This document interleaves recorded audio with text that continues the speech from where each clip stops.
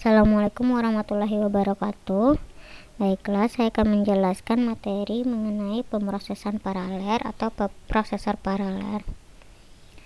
Pemrosesan paralel itu merupakan sistem yang terdiri dari dua atau lebih prosesor yang dikoneksikan satu sama lain yang dapat melakukan eksekusi pekerjaan secara bersamaan atau paralel. Nah, salah satu bentuk pemrosesan paralel itu yaitu dengan menggunakan sistem multiprosesor. Alasan utamanya menggunakan multiprosesor itu untuk membangun komputer yang lebih tangguh dengan cara mengkoneksikannya dalam satu area yang lebih kecil. Nah, jadi multiprosesor ini diharapkan dapat mencapai kecepatan yang lebih baik dibandingkan dengan sebuah uniprosesor yang tercepat. Kenapa? Multiprosesor ini terdiri dari beberapa uniprosesor tunggal yang diharapkan harganya lebih efisien daripada membangun suatu uniprosesor performa tinggi.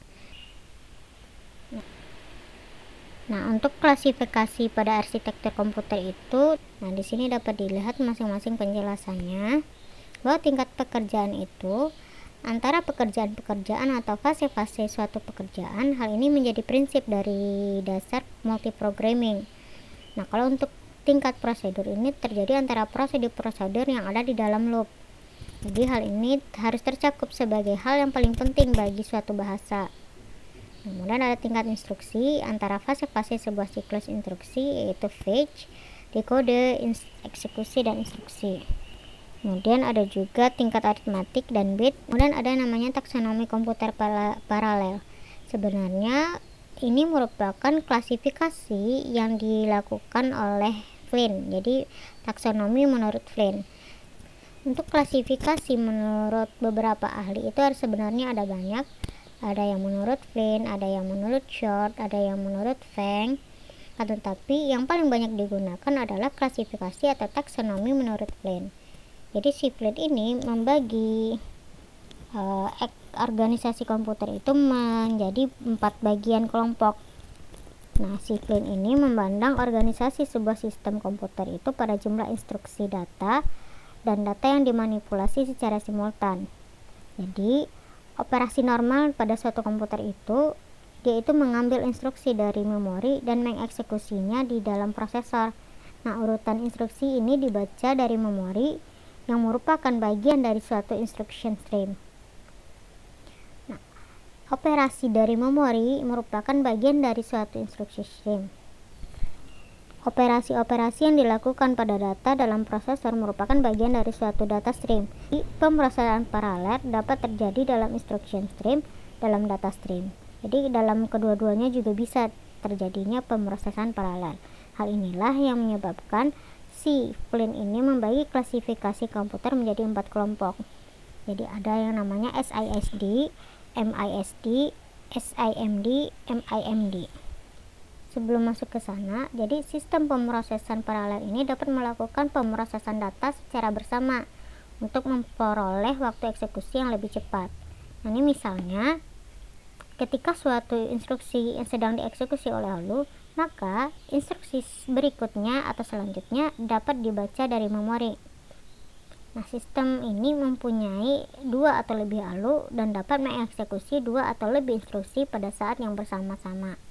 Nah, selanjutnya, sistem dapat mempunyai 2 atau lebih prosesor yang bekerja secara bersama juga. Nah, berikut ini merupakan bagian dari prosesor paralel dari SIMD dan MIMD. Di sini dapat dilihat bahwa bagian MIMD di sana juga masih terdapat 2 bagian lagi, ada multiprosesor dan multikomputer. Di mana multiprosesor ini ciri khasnya itu merupakan share memori dan multikomputer ini distribusi memori. Kita masuk ke bagian pertama, taksonomi menurut Flynn. Di sini ada SISD, single instruksi stream dan single data. Nah, dapat dilihat di sini bahwa ciri khas dari SISD itu sendiri adalah satu prosesor, satu instruksi stream, data disimpan dalam satu memori yang lebih dikenal dengan uniprosesor. Kenapa SISD juga disebut dengan uniprosesor? Karena si SISD ini hanya mempunyai satu prosesor dan satu instruksi stream di dalamnya.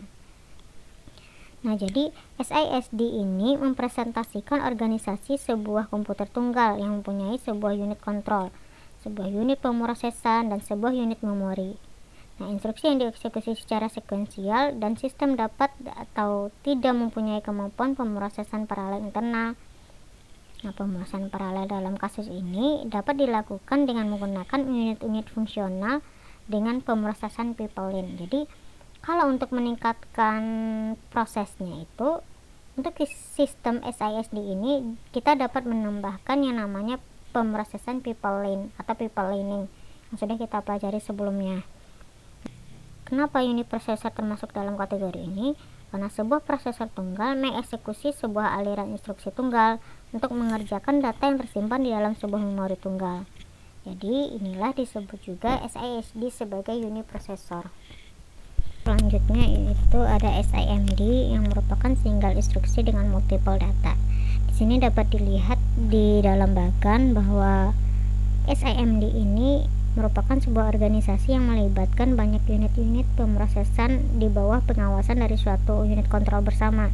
Jadi semua prosesor menerima instruksi yang sama dari unit kontrol tetapi bekerja pada item data yang berbeda. Nah, unit memori berisi modul-modul jamak agar dapat berkomunikasi dengan semua prosesor secara simultan.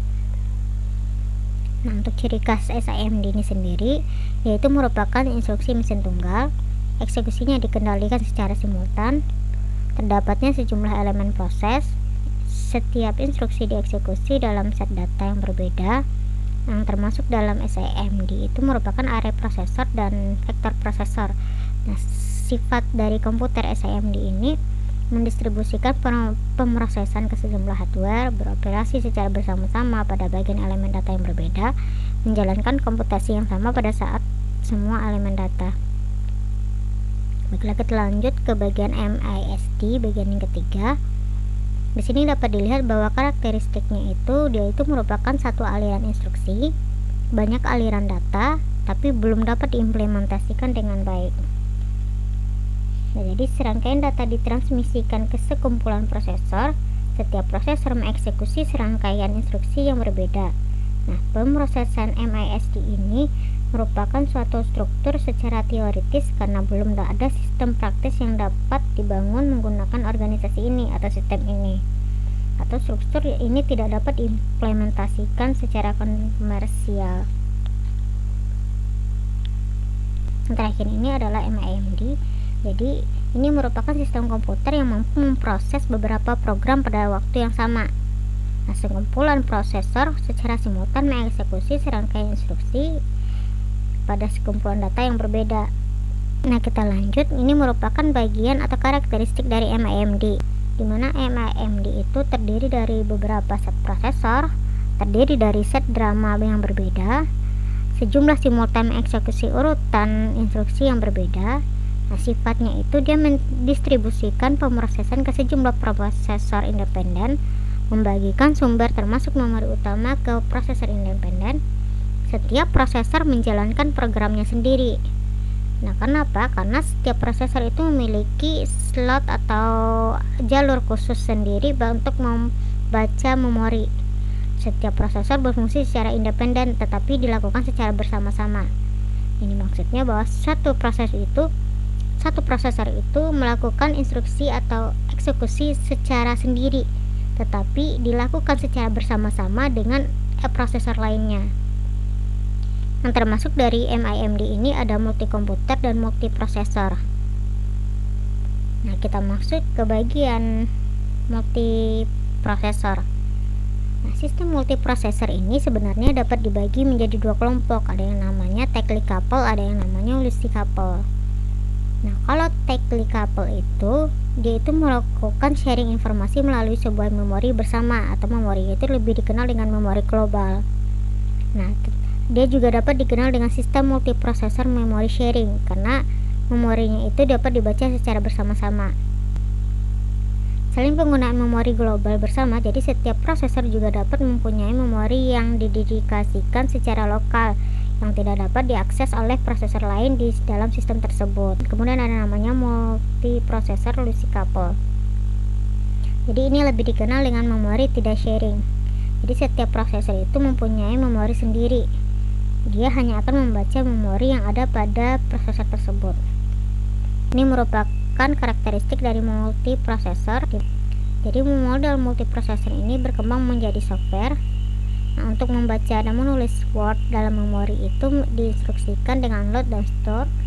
Nah, untuk multiprosesor ini sulit untuk dikembangkan, tetapi dia mudah untuk diprogram. Nah, contohnya yang sudah melaksanakan atau sudah menerapkan multiprosesor ini ada yang namanya Sun Enterprise, Sequent, SGI, HP, Convex Explorer. Oke, dan ini adalah contoh-contoh yang sudah menerapkan sistem multiprosesor. Ada yang namanya Sun Enterprise, Sequent, SGI, terus ada HP juga. Baiklah, kita lanjut. Nah, ini merupakan bagian-bagian yang ada dalam sistem multiprosesor. Ada yang namanya SMP, ada yang namanya prosesor vektor, kemudian ada juga prosesor paralel, ada juga prosesor paralel masif.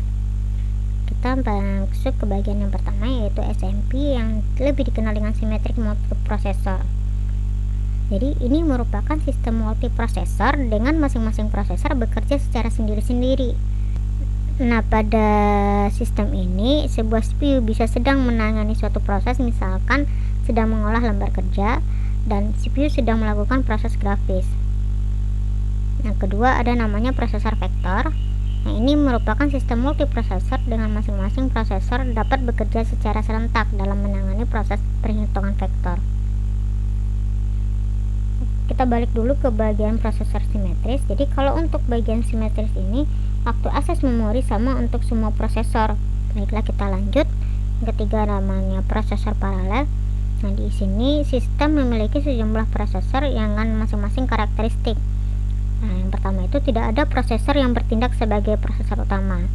Jadi misalkan ada puluhan atau ratusan prosesor di dalam sistem, tidak ada satupun prosesor tersebut yang bertindak sebagai prosesor utama.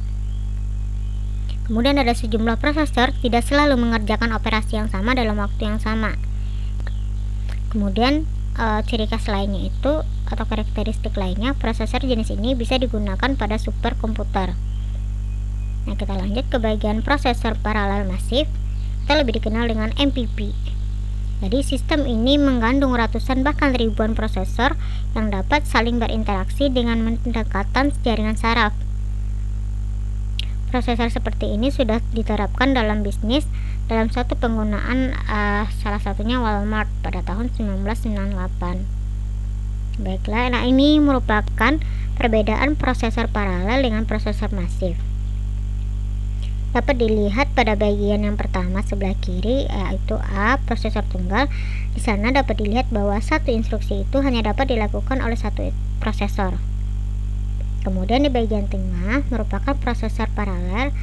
Ini merupakan sebuah pekerjaan yang dibagi menjadi beberapa bagian dan dikerjakan oleh sejumlah prosesor dalam waktu yang sama. Jadi dapat dilihat di dalam gambar bahwa masing-masing prosesor itu melakukan instruksi yang berbeda-beda secara bersama-sama. Atau dapat dikatakan bahwa masing-masing instruksi itu dijalankan pada saat yang bersamaan. Kemudian yang ketiga ada namanya prosesor paralel masif sebelah kanan. Nah, di sini sejumlah prosesor itu berinteraksi dalam bentuk yang kompleks dan fleksibel. Masing-masing prosesor ini saling berkaitan satu sama lain dalam melaksanakan instruksi atau eksekusi data. Kemudian kita lanjut ke multikomputer yang merupakan bagian dari MIMD yang kedua, yang dimana ini merupakan memori distribusi di mana setiap prosesornya itu memiliki memori khusus sendiri. Jadi masing-masing prosesor itu memiliki memori khusus dia sendiri. Berbeda dengan multiprosesor. Untuk multiprosesor, prosesornya hanya akan membaca satu memori saja. Berapapun banyak prosesornya, memori hanya akan ada satu. Jadi mereka hanya akan membaca satu memori saja.